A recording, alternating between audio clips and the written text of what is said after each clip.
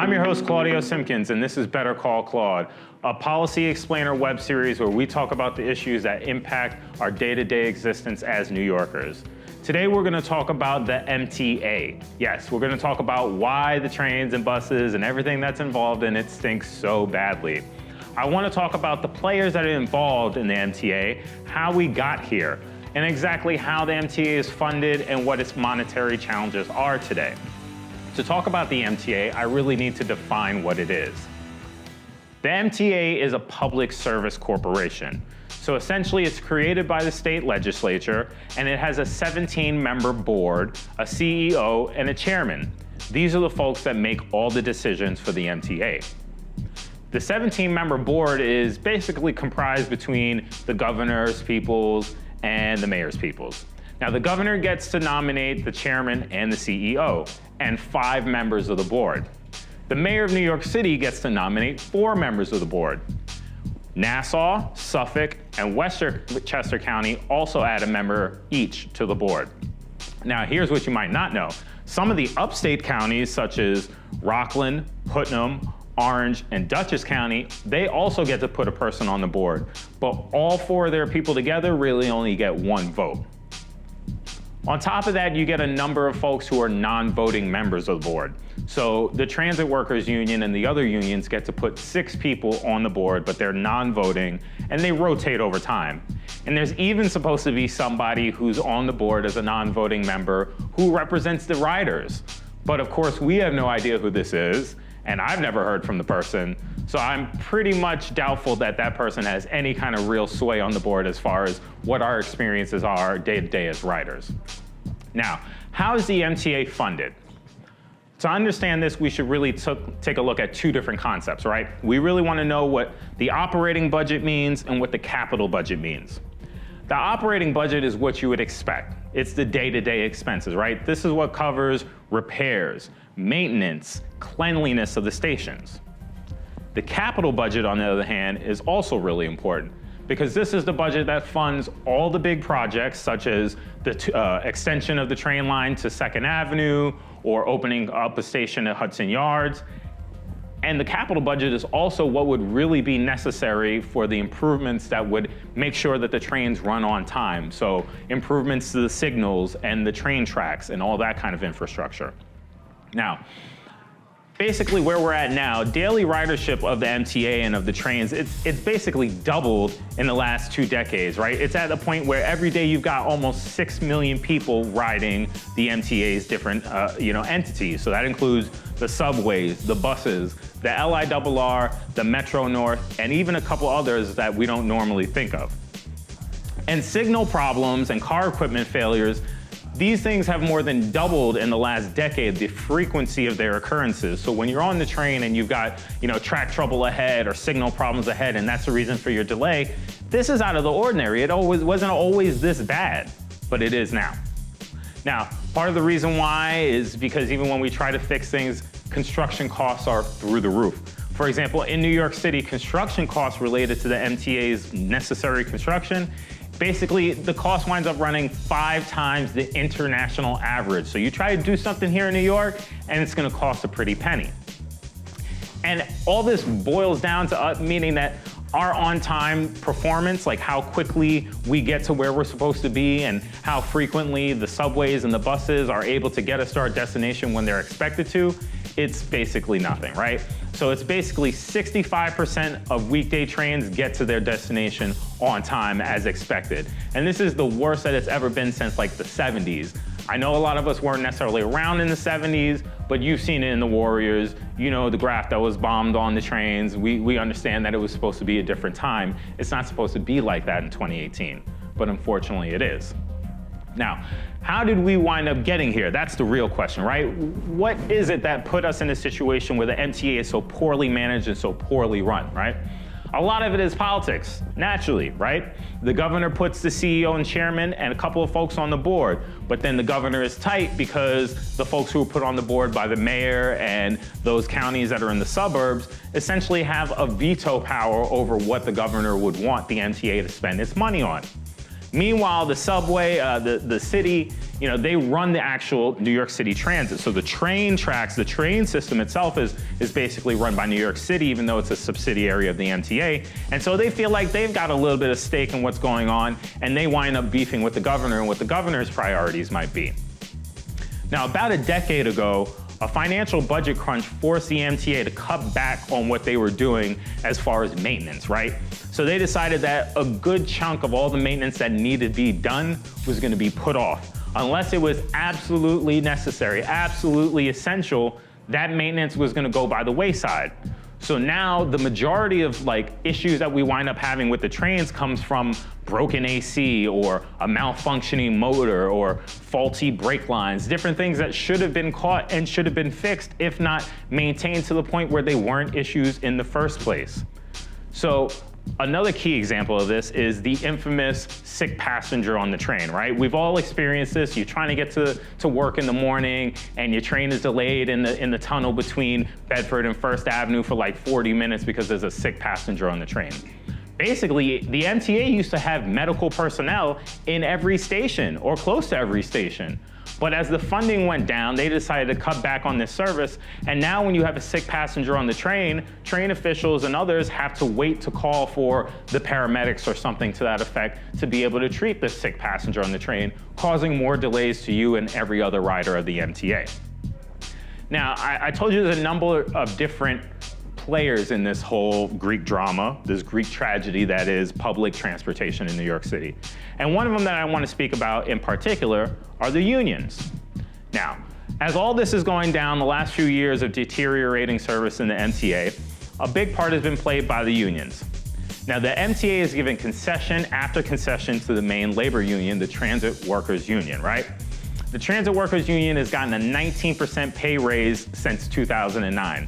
Which, okay, they definitely are doing hard work, they definitely deserve. But to put it in perspective, the teachers union in New York City has only received a 12% raise in that same time period. Now, the Transit Workers Union, they also got a number of other different perks in their last couple negotiations with the MTA. For example, they already get free train rides, but now they get free LARR rides and free Metro North rides. On top of that, they get lifetime healthcare benefits for them and their spouses. And essentially, there's been 3 deals that have been negotiated between the MTA and the transit workers since 2009.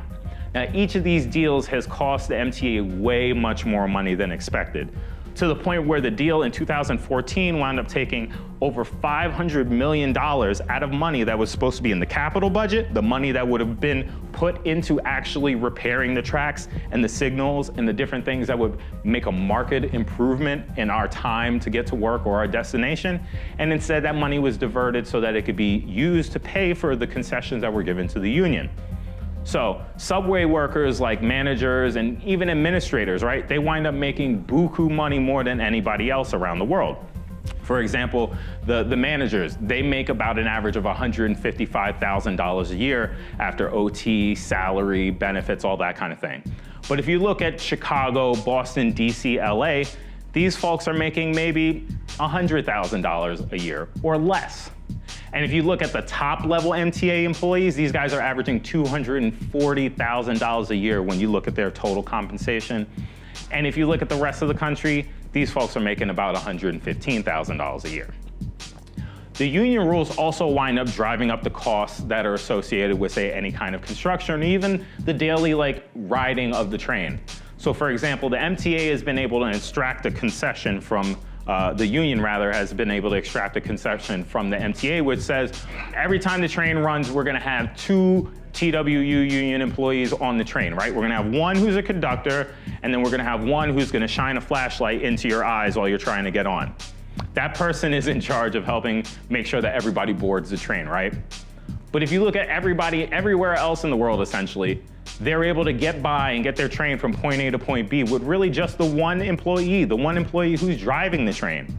And if the MTA was able to get down to that one employee per train like the rest of the world, on average per year, they'd probably save $200 million. That could be put into making sure that the trains run more reliably, more efficiently, and on time. A number of other players fit into this drama. Say, for example, the mayors of New York City. Now, we know the 70s were a miserable era for public transport and other areas of New York City. And knowing this, the politicians of the day decided that they were gonna fix the problem the one way they knew how to fix all problems, right? They were gonna throw a bunch of money at it. So they invested the equivalent of $50 billion in today's dollars into the MTA in the 70s. And lo and behold, actually the subway service improved and reliability soared through the roof. Naturally, seeing this, politicians such as Rudy Giuliani decides, we're gonna scale back our investment, right? Traditionally, the city has put in about 10% of the MTA's budget, right? Giuliani comes around, he says, nah, we're not gonna do that. I'm gonna cut the funding. He cut the funding by like $400 million. And it didn't stop with him. Bloomberg comes in, and he decides that he's gonna take funds that were dedicated for the MTA and other uses, and he's gonna put it towards building a station at Hudson Yards, right? And beyond that, he's just gonna leave the funding as it is, which essentially functioned as a cut, because if you know anything about inflation, the money that the city was giving to the MTA back in the day, those dollars don't go as far as they would right now. So when Bloomberg decided, I'm not gonna increase your funding, he essentially decided that he was gonna cut the funding to the MTA. And de Blasio, he's played the game as well. So under de Blasio, the city has decided they're gonna cut their funding to the MTA by 75%. Essentially, the city was giving the MTA like $1 billion. Now under de Blasio, they're giving the MTA like $250 million. The governor and the state legislature have played their role too. Now, state legislature, the state lawmakers, they've trimmed the funding for subway maintenance since day one, right? Throughout the 90s, they were gonna cut the funding, even though the state budget went from like $45 billion a year to like $80 billion a year. They were like, nah, we're broke, we ain't got it, we can't help y'all. And when Governor Pataki was in office, right, he decided he was gonna accelerate a lot of this. So he ended the certain subsidies that went to the MTA, which meant that the MTA all of a sudden had to get the chunk of their budget from their fares and from, taxes and fees and tolls on the bridges, which is why you saw fare increases all of a sudden, right?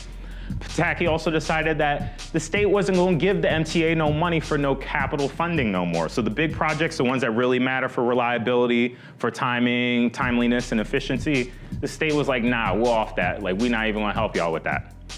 And then Pataki decided, I'm gonna start this trend where we divert money that was supposed to go to the MTA and we're gonna put it elsewhere in the state budget. So Pataki said, I'm gonna have a state tax decrease. I'm gonna do a tax cut for the people in New York State. But in order to pay for it and the hole that it creates in the state budget, I'm gonna just take this $200 million from the MTA and I'm gonna put it elsewhere, right? And that trend has continued.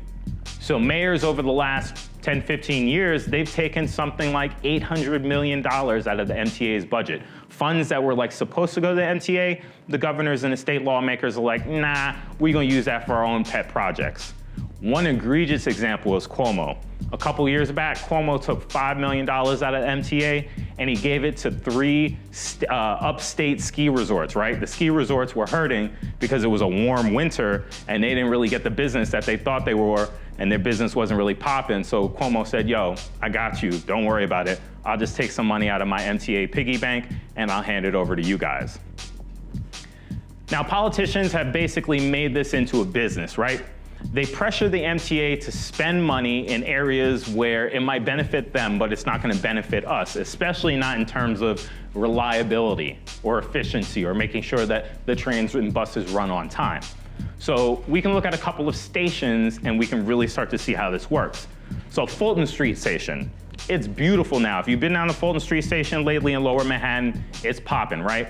And that was in the district of a certain politician named Shelley Silver, right? So Fulton Street Station gets destroyed in 9/11, and that makes it eligible to get certain like federal funding to be rebuilt up. And Shelley Silver says, yo, I want Fulton Street Station to be like the Grand Central Station of Lower Manhattan. I want a glass dome, and I want mirrors, and I want the light to filter down onto the subway platform. And the MTA says, okay, dog, that's gonna cost you about $750 million. And Shelley Silver says, bet, do that. So the MTA undertakes to redo Fulton Street Station for $750 million. And as they started going along, and like I said, with the increased fees of construction and the unions and the concessions that they've been able to get, the funding and the cost of this station's repair winds up blowing up through the roof. And at some point the MTA says, yo, we need to scale this back, dog. This is way too much money. Shelley Silver says, not on my watch. Listen, I want what I was promised. I want my Grand Central Station of Lower Manhattan, right? So Shelley Silver threatens the MTA that he's gonna veto any other money they might get in other parts of their budget unless they capitulate and give him what he wants. And he got what he wanted. And you know what he got? He got a station that wound up costing $1.4 billion. Yes, twice what the initial estimate was. They originally said it would be $750 million to redo Fulton Street Station. It wound up being $1.4 billion. And none of that helps the trains run on time. Another station you could look at is the Bleecker Street Station. Again, they wound up spending $66 million to fix Bleecker Street Station, when originally they thought it might cost about $30 million. And Cortlandt Street Station, that station still ain't renovated, and it was messed up in 9/11. That was over 15 years ago. So you look at this trend of politicians pressuring the MTA to spend money, the money that it really doesn't have, on projects which do nothing to improve service. The most recent example we all know, which is Cuomo, right? Cuomo decided we're gonna take about $1 billion and we're gonna put new lights and new signs and these countdown clocks on every platform, every station. Meanwhile, most of the stations can't even be accessed with people with disabilities, right? We're spending $1 billion to put countdown clocks and signs up, but people who are handicapped and disabled can't access the system, which is a violation of federal law, the Americans with Disabilities Act. So where are our priorities? There's even more to tell about the tragedy that is the MTA, but to hear more about it, you're gonna have to come back in on the next episode as we address part 2 of the MTA and why it's a problem on Better Call Claude.